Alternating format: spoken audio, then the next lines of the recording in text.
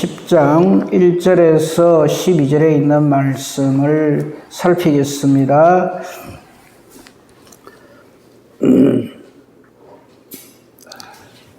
이 제목은 이혼에 대하여 가르치시다 이렇게 되어 있죠, 그죠? 오늘은 이 결혼에 대해서 결혼 안 한 사람도 있고, 그 다음에 가정에 이런저런 문제들이 많은 분들이 있죠. 거기에 대해서 오늘 좀 살펴보려고 합니다. 말씀은 9절을 보겠습니다. 그러므로 하나님이 짝지어 주신 것을 사람이 나누지 못할지니라 하시더라. 아멘입니다. 근데 꼭 이거를 혼인관계, 결혼관계요로만 생각하지 말고요. 전체 우리 모두의 이 사람과 사람 사이에 관계가 어떠해야 되는가 하는 것을 좀 살펴보려고 합니다. 자, 이거 한번 생각해 봅시다. 천국에는 부부관계, 아들과 자식관계, 부모 자식관계 이런 게 있습니까, 없습니까?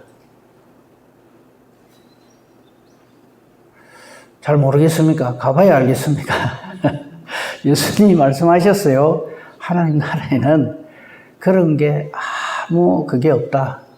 물론 언제 니하고 언제 만나는 식으로 딱 잘라서 그런 관계 이걸 말하는 건 아닙니다. 근데 지금 우리가 이 땅을 살아가면서 가지고 있는 그런 관계가 하나님 나라에서도 그대로 지속이 된다.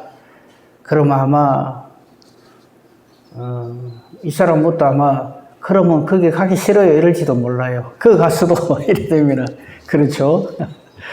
아유, 저 인간을 저 갔어도 또 그래야 된단 말입니까? 이제 이렇게 생각하기가 쉽죠. 다들 그럴 겁니다. 그죠? 그럼 여기서 말하는 하나님이 짝지어 준 거, 이거 하나님이 맺어주신 것, 이거를 한번 생각해 보자 하는 겁니다. 자, 우선요, 맨 처음에 우리 인간과 인간관계에 있어서 제일 먼저 있었던 관계는 부부관계입니다. 저 사람 아담이 하나님께서 아담을 창조하셨잖아요. 그런 다음에 바로 아담에게 네 혼자 사는 게 힘드니까 아들 하나 딸 하나 내가 네한테 주겠다 이래가 다시 새로 만들고 안 그랬어요. 뭘 주셨냐 하면 함께 살 배필을 주셨어요. 그렇죠. 하와를, 이브를 하나님께서 창조해 가지고 이렇게 주셨어요. 그래서 하나님께서 맺어주십니다. 아담에게로 하와를 데리고 가서 이렇게 부부가 될 것을 말씀하시죠. 그때 아담은 하나님의 은혜, 하나님의 이 베풀어 주심에 감사하면서 내 뼈 중에 뼈요 살 중에 살이다 그렇게 했습니다. 하나님께 감사했고요. 그래서 정말로 사랑을 했죠. 근데 죄가 세상에 딱 들어오니까 어떻게 됩니까? 아담은 하와를 향하여 정말 입에 담지 못할 소리를 합니다. 자기는 이렇게 생각하는 거죠. 이 여자 때문에 내가 이래 됐다 이렇게 생각하죠. 그래서 뭐라고 해서는 안 될, 이거는 폭언을 넘어서는 거죠. 하나님께서 주셔서 나와 함께 하게 하신 이 여자가 나로 하여금 완전히 망치게 만들었습니다. 이렇게 하죠. 저기서 제가 이야기하고자 하는 것은 뭘 말하는가 하면 하나님께서 창조하신, 우리 전부 하나님 창조하신 창조물이잖아요. 이 창조물을 놓고 미워하고 시기하고 질투하는 것은 마치 그 옛날 아담이 자기의 죄를 자기 이웃과 하나님 앞에 덮어 씌우는 것과 똑같습니다. 물론요, 이럴 수도 있어요. 이런 인간을 내가 왜 만났나 싶을 정도로 지긋지긋한 인간을 만날 수도 있어요. 그런데 예를 들어서 설명하면 그게 이해가 빠를 거예요. 다윗에게 사울왕은 정말 없었으면 싶은 존재죠. 얼마나 괴로움을 당합니까? 그렇잖아요. 사울왕이 다윗을 얼마나 괴롭고 힘들게 합니까? 죽이려고 하고. 근데 그 관계가 어떤 관계입니까? 장인과 사이의 관계입니다.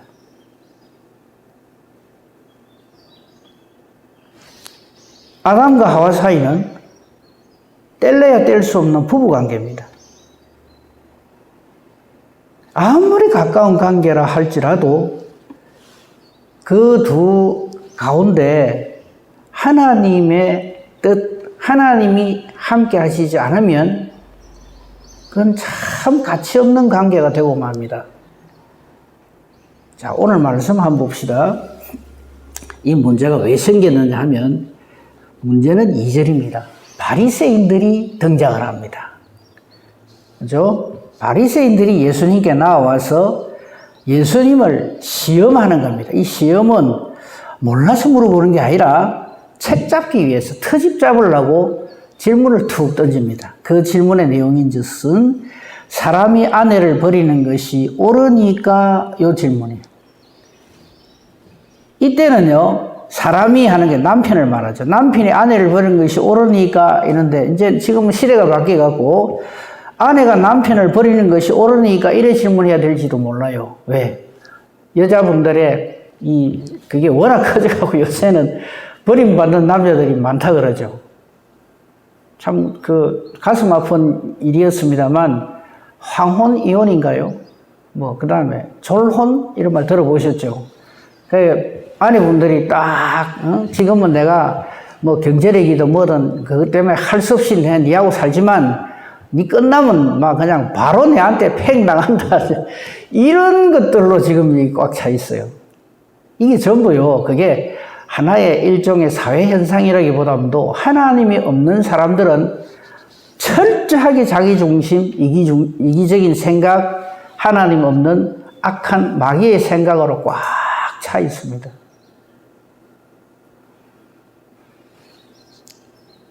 그러니까 이 질문도요, 사람이 아내를 버리는 것, 이건 남편만 아내 버린 거 아닙니다. 요새는 아내도 남편을 버립니다. 그죠? 이게 옳습니까? 라고 물어봤어요. 요거 좀 들어가기 전에 우리 헌법에도, 우리 교단의 헌법에도, 다른 교단도 마찬가지입니다. 직분자, 특히 그 중에서도 목회자가 되기 위한 조건으로서 결혼을 반드시 해야 된다. 이런 항목이 있어요. 지금도 있습니다. 그래서 지금 우리 교단에도 강도사님들이 몇 분 있는데 이 목사가 되려 하는데 결혼을 못한 거예요. 그래서 안 시켜줍니다. 저는 그게 정면으로 반대합니다. 참 말귀를 못 알아듣는다. 그게 성경에도 그게 나와요. 교회의 직분자, 특별히 중직자, 장로나, 그 다음에 집사의 자격에 보면 한 아내의 남편으로서 이래 나옵니다. 이거를 어떻게 해석해버리는 거예요? 결혼을 해야 된다고 해석을 해버리는 거예요. 정말 제가 속이 터져요. 그게 결혼을 해야 된다는 말이 아닙니다. 무슨 의미인지 아시겠죠?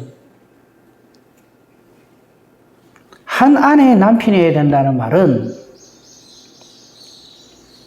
관계에 있어서 하나님 보시기에 아름다워야 된다. 이거를 말하는 거지. 결혼 안 하면 이 직분 못 얻어. 말도 안 되는 소리에 왜? 그 말을 한 사도 바울 자신이 결혼을 안 했어요. 그럼 자기 스스로 나는 안 되는 사람이요. 이래야 되잖아요. 그게 말입니까?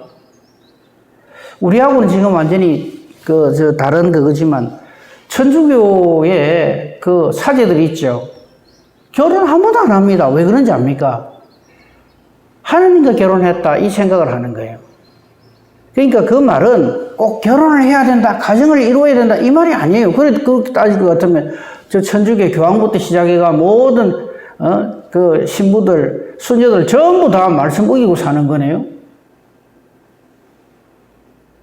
그 말귀를 그리 못 알아들어가 어쩌려는 건 모르겠어요. 저는 그 정면으로 반대합니다. 이번에 보니까 어느 노예에서 거기에 대한 질문을 했더라고요. 총회에다가. 결혼이란 거는 할 수도 있고 안 할 수도 있어요. 그죠? 결혼 정년기는 저희 때는 20대에서 30대 사이, 20대 초중반에서 30대까지. 저 때만 하더라도 30 넘어가면 큰일 나는 줄 알았어요. 특히 여자분들은요. 29 되기 전에 결혼 못 하면 이거는 끝났다 생각해요. 똥값이라고 그랬어요, 그때. 예? 결혼 정년기란 사람이 누가 나이를 딱 정해놓고 그때 이게 아니에요. 하나님이 짝지어 주신 사람이 나타나면 그때 결혼 정년기입니다. 6, 70에 결혼하는 것도 아무 문제 없어요, 사실은. 근데 그걸 우리가 하나님 말씀을 우리 마음대로 딱 바운더리를 쳐가지고 그렇게 하는 거거든요. 우선 그걸 좀 말씀드리고, 우리 교단에서도 그 말씀을 해석을 그리 하면 안 됩니다. 반드시 가정을 가져야만 목사가 될 수 있고, 뭐 장로가 될 수 있고, 그랬더니 변명이라고 이래 합니다. 그 목사가 결혼을 안 하고 이래 하면은 나중에 여자 성도들하고 관계가 뭐죠? 그럴 것도 목화를 안 해야죠. 신방갈지게 뭐죠. 권사님들 스타인데 같이 가면 되지. 그걸 뭐 꼭, 아내가 없으면 안 되고, 그걸 그렇게 궁색하게 자꾸만 이렇게 그게 맞추려고 그러면 안 돼요. 그 사도 바울이 하나님의 남편으로서 하는 말은 딱 그걸 말하는 것이 아니고, 그 아름다운 가정생활, 이걸 말하는 거지. 인간관계가 하나님 무엇이 아름다워야 된다. 이걸 말하는 거지. 결혼 안 하면 안 돼. 이래가지고. 할 수 없이, 그러니까 마음에도 없는 여자를 할 수 없이 목사 되기 위해서 결혼을 해야 됩니까, 그럼? 말도 안 되는 소리들을 하고 있어요. 그 이번에 총회에 올라오면 좀, 저도 목소리를 좀 높일까 생각을 합니다. 자, 이제 다시 본문 돌아옵시다. 바리새인들이 예수님한테 테스트를 하는 거예요. 어쩌는가 보자.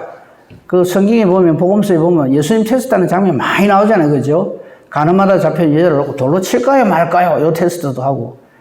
그 다음에 시저에 그 동전 갖고 와가지고 이거 가이사에게 세금 내는 게 맞습니까? 안 맞습니까? 요런 테스트. 이래 말해도 걸리고 저래 말해도 걸리고 하는 거. 이것도 마찬가지예요. 사람이 아내를 버리는 것이 옳습니까? 이랬을 적에 예수님이, 옳다. 그러면, 이 완전히 그냥 무슨 비난이 터질까요? 그냥.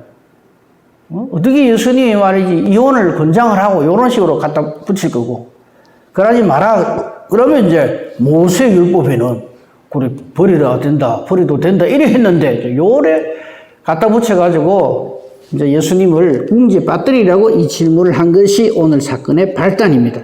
이 사건의 발단 자체가 벌써 아닌 거죠. 근데 우리는 그건 놔두고 자꾸만 그 뒤에 그럼 이혼해도 됩니까? 안 됩니까? 이걸 자꾸 물어봐요.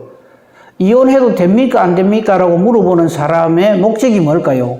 이혼하고 싶어 죽는 거예요. 근데 혹시나 이게 걸릴까 싶어갖고, 예?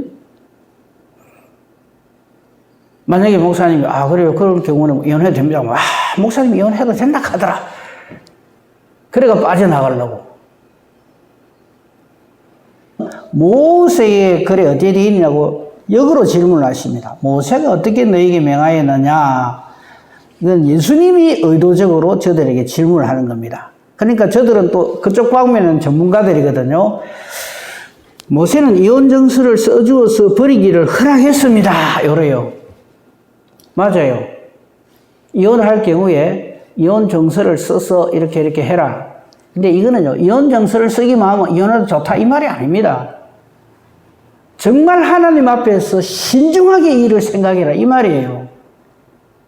그 말이지. 이혼 정서만 있으면 그럼 지금 이 세상에도 저 법원에 가서 이혼 오케이 하면은 그럼 해도 된다 이 말인가? 이렇게 이 말씀을 갖다 붙이면 안 됩니다. 지금 여기서 이 하나님께서 모세에게 이혼하기를 원하는 사람, 그런 사람들에게는 이혼 정서를 써라 이래 돼 있어요. 거기에 이혼 정서에 뭐라고 되어 있는가 하면 이건 틀림없는 하나님 뜻이다. 나는 이게 대해서 그 신앙 양심적으로 이게 틀림없는 하나님 뜻이라는 것을 확신한다. 이런 것들을 기록을 해라 이 말이죠. 정말 그런가? 네가 네 스스로에게 물어봐라. 이런 절차를 반드시 거쳐라 이 말이에요.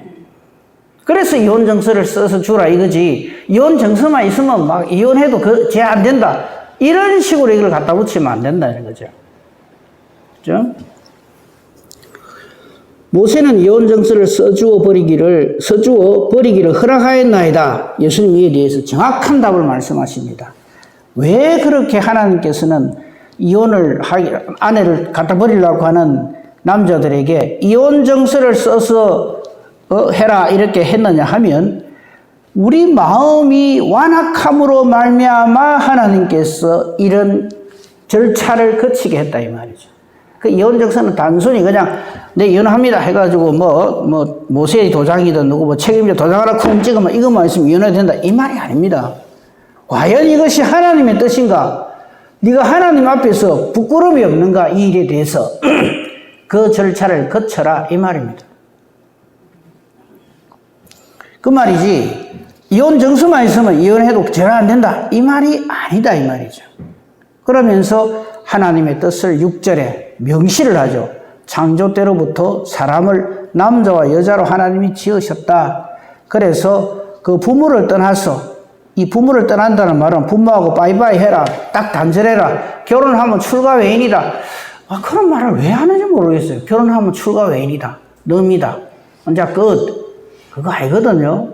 여기서 말하는 부모를 떠난다는 말은 그동안에는 부모의 관계를 통해서 내가 성장했고 내가 하나님 속에서 그 부모와 관계를 가졌다면, 이제는 하나님이 짝지어 주신 그 사람과의 관계를 시작해야 된다 이 말이죠. 그 둘이 한 몸이 된다는 말이 이런 뜻입니다. 이제 둘이 아니고 한 몸이다, 하나다. 이게 하나님 뜻이라는 것을 명심하는 것이 이게 결혼이라는 건데, 그 다음에 요절로 읽었습니다만, 하나님이 짝지어 주신 것을 사람이 나누지 못한다. 이것 때문에 죽어나요. 너무 고통스러운데 하나님이 짝지어 줬다. 잘 생각해 보세요. 정말 하나님이 짝지어 준 것이 지가 저가 한 건지. 진짜로 영문사님 자다가 놀래가 뻘떡 이러더니, 한번 생각해 보시라고요. 이것 갖고 그냥 족쇄를 달아요. 예? 하나님 짝지어 줬대요. 그러면 역질문을 할게요. 다윗이 바세바를 취해가지고 아내로 삼아요. 그게 하나님 짝지어 준 겁니까? 솔로몬 보세요. 수도 없이 많은 정략 결혼을 해요. 결혼식만 하면 그게 전부 하나님 짝지어 준 겁니까? 그래 갖다 붙이면 안 돼요. 지가 좋아가 지가 눈이 멀어갖고 그냥 그러가 결혼해 놔놓고 하나님이 짝지어 줬대. 하나님 짝지어 줬대.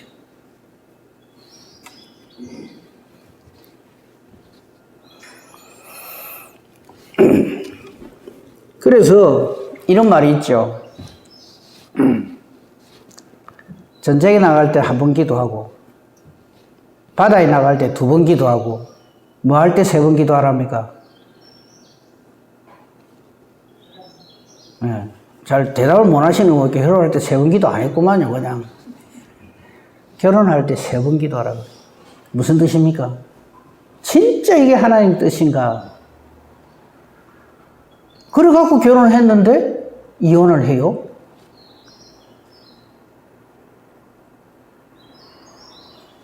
그러니까 우리가 이 결혼뿐만 아니라 모든 우리 인간관계도요, 부모 자식 간의 이 관계도 전부 하나님이 이렇게 맺어주신 거란 말이죠. 근데 이걸 우리가 예사로 그냥 갖다 삐리삐거든요. 내 마음에 안 든다고 부모를 갖다 삐리고 죽여버리고, 내 마음에 안 든다고 자식을 함부로 내 소유물로 생각하고. 그러니까 우리가 이 땅에 태어나서 얼마나 많은 인간관계를 맺고 삽니까? 그 모든 관계가 하나님 보시기에 아름다워야 된다 이 말이에요. 그 중에 하나가 부부관계다. 그렇게 생각을 해야지, 사람 중심으로 이걸 막 갖다 붙여가지고 그렇게 하면 안 돼요. 그러니까 지금 이 바리새인들이 질문한 거는, 사람이 남편 아내 버리는 거 어떻습니까? 모세는 이혼정서 써주면 해도 된다 했는데, 얼마나 악하고 못된 이 발상이고 이 말입니까? 제 욕심을 위해서 하나님의 뜻을 갖다 붙이는 거죠. 그럼 하나님이 그래 니는 잘했다, 니는 천국 백성이다 이럴까요?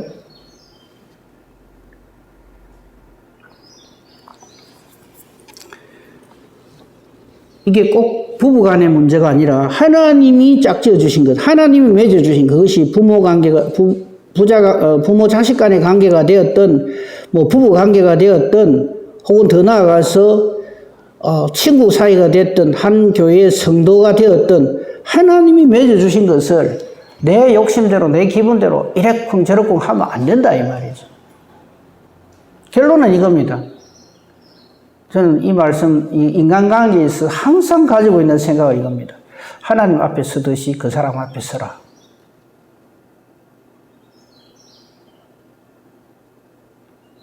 그러니까 좀 더 그게 실감이 안 나면 내하고 갈등 관계가 있는 사람, 내하고 문제가 있는 사람을 하나님으로 생각해라 이거죠.